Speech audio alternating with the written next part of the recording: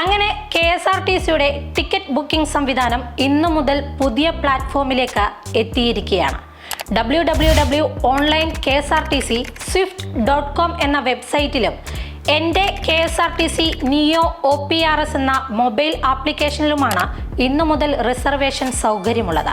KSRTCയുടെ online reservation സംവിധാനം കൈകാര്യം ചെയ്തിരുന്ന അബിബസുമായുള്ള കരാർ 2023 സെപ്റ്റംബർ 30 അവസാനിക്കുന്ന സാഹചര്യത്തിലാണ് റിസർവേഷൻ പുതിയ പ്ലാറ്റ്ഫോമിലേക്ക് മാറിയിരിക്കുന്നത്.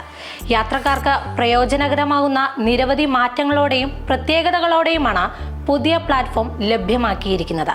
ബസ് സർവീസ് ആരംഭിച്ചു കഴിഞ്ഞു പോലും സീറ്റുകൾ ഒഴിവുണ്ടെങ്കിൽ പിന്നീട് വരുന്ന സ്ഥലങ്ങളിൽ നിന്നും ആളുകൾക്ക് ഈ സീറ്റുകളിൽ ബുക്കിംഗ് നടത്താൻ കഴിയുന്ന സംവിധാനം അടക്കമുള്ള നിരവധി പ്രത്യേകതകൾ ഉള്ളതിനാൽ തന്നെ ഈ പുതിയ റിസർവേഷൻ പ്ലാറ്റ്ഫോം യാത്രക്കാർക്ക് വലിയ ആശ്വാസമാണ്.